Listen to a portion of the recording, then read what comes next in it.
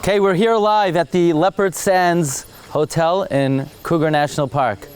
The Navi Amos tells us in Perek Gimel, Aryeh Shoag Milo Yira. Who fears not the roar of the lion? When the lion roars, who is not afraid? When you were walking down the trail and you saw the lion and you weren't on the Jeep, that's pretty frightening. Who fears not the roar of the lion? And of course, the Shla HaKadosh, the Matei Moshe bring, Aryeh is Rosh Tevos, Elul, Rosh Hashanah, Yom Kippur, Hoshana Rabbah. But what I would like to share with you tonight is to get a real feel of what it means to be stirred by the roar of a lion. And I want to tell you the amazing account of Colonel John Patterson. Do you know about Colonel John Patterson? Colonel John Patterson was an Irish soldier, an engineer born in 1867 to a Protestant father and a Roman Catholic mother. He was personally a Christian Zionist, and he joined the British Army at the age of 17, and he attained the rank of lieutenant colonel. In 1898, Colonel Patterson was commissioned by the Uganda Railway Committee in London to oversee the construction of a railroad bridge over the Tsavo River in present-day Kenya. My parents wanted to go to Kenya, but I was able to convince them to steer away. And he arrives in Kenya at the Tsavo River to build this bridge in 1898. Immediately upon the arrival of Colonel John Patterson, lion attacks began to take place. Every night, 2 lions would drag men out of their tents at night and fed on these victims.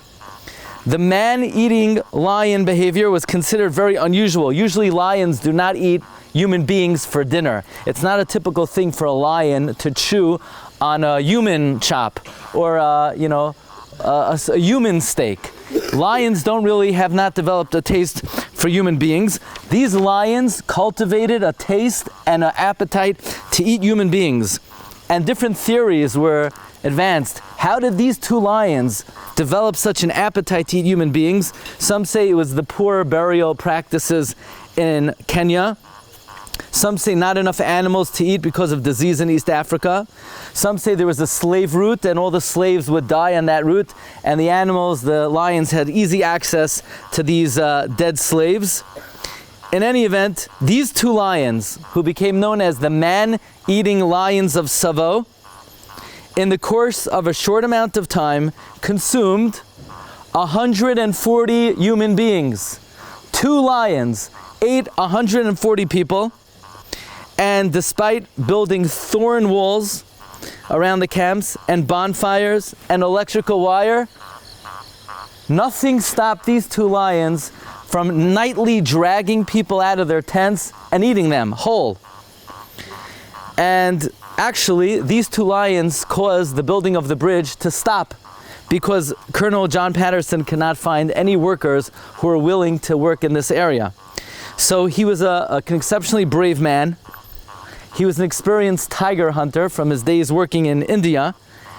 And by the way, Colonel Patterson writes as follows: "In my whole life, I've never experienced anything more nerve-shaking than to hear the deep roars of these dreadful monsters growing gradually closer and closer, and to know that in a few moments, 1 or 2 or a few of us were doomed to be their victim before the morning dawned." Now, the way the lions worked was they would roar, they would roar, they would roar until they got half close to the camp, and then they would fall silent, which we knew they were stalking their prey. And shouts would break out. And I'm going to tell you what they would shout out in African, and I'll translate. They would shout out, "Kaiber dar baikion shaitanata," which was what they were singing last night, by the way. That was part of the nigun. "Beware, brothers, the devil is coming." Now, these workers were very superstitious. Yeah, the workers were very superstitious that this was actually the work of the devil. And the warning cries proved to be no avail. Sooner or later, agonizing shrieks were heard, and they knew that the lions had broken through the camp. They would drag out a few people, and that would be their dinner. Now, So if you want to get a little picture, Aryeh Sha'ag Milo Yira, we're not talking about, little cuddly lions. We're talking about lions. These man-eating lions measured 9 feet long from the tip of their nose to the edge of their tail. But now that I told you the first part of the story, you probably wanted to know whatever happened with those man-eating lions. Well, Patterson was in a bind. Besides the financial considerations that he was given a grant to finish this bridge and the work completely stopped, basically his personal safety was in jeopardy. The workers were becoming hostile to Patterson. They didn't want to work anymore. And they blamed him for all of these accidents. So his reputation was on the line, his livelihood was on the line, his safety was on the line, and Patterson was an experienced tiger hunter. So at night after night, he would climb up to a tree with his rifle, hoping to get a glimpse of the lion. And the lions demonstrated supernatural abilities, because a few occasions, Patterson confronted the lion face to face. He shot the lion multiple times, whereupon the lion almost killed him a few times. So many bullets had been pierced through these lions, many times. Didn't stop them, didn't have any effect on them. He shot them numerous times, point blank, and each time they almost killed him. Finally, after months and months, the bullet killed the lion. They needed 8 guys to drag the dead lion back to the camp. This lion had already killed by itself, about one lion, eaten 70 people. You thought this was a big meal? These lions would eat 1 or 2 people daily. Now, Patterson published a book entitled, I have the book at home, The Man-Eating Lions of Tsavo, which became a bestseller. And a trivia question, which U.S. president became best friends with John Patterson? Teddy Roosevelt. Okay. Now that was an important alliance that John Patterson had. The story doesn't end here. The lion part does, sort of, but the story continues. And this is really out of this world. Patterson goes back to England. He's hailed a hero because he overcame the man-eating lions of Tsavo. World War I breaks out. Patterson traveled to Egypt, and he took on a very unusual task. Because he felt a close connection to the Bible, and he was a Christian Zionist, he formed the unusual task of leading a unit of Jewish soldiers comprised of Jews who had been exiled by the Turks from Palestine. So you had Yidden, many were Shomrei Torah Mitzvahs, who fought in World War I, and their brigade was led by John Patterson.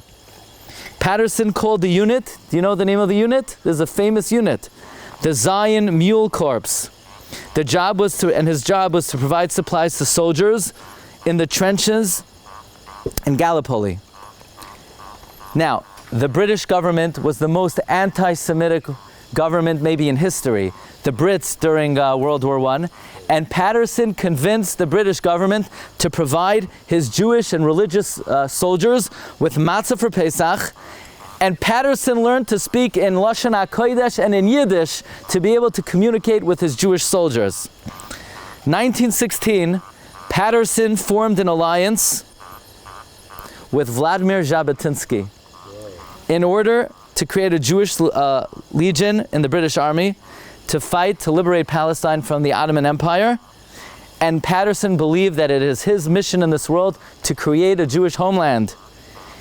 And he was met with a lot of anti-Zionistic forces, both among the Jews and among the non-Jews.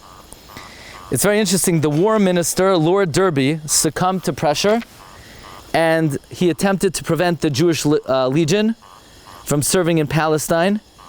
Patterson said he will resign if Derby puts an end to the Jewish legion. Derby backed down. In fact, one time somebody in the British Army called a Jew dirty Jew. Patterson commanded his religious officers to surround him with their guns and to threaten his life until this person publicly asked for mechila for calling this person a dirty Jew.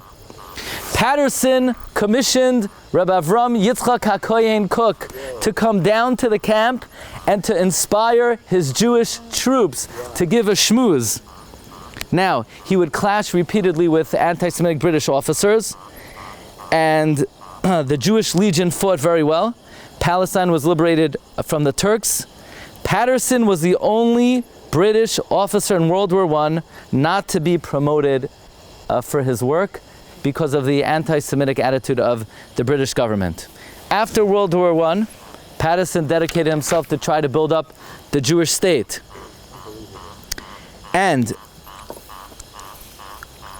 there were many Jews who wanted to set up an alternative to Palestine in Africa, in Uganda.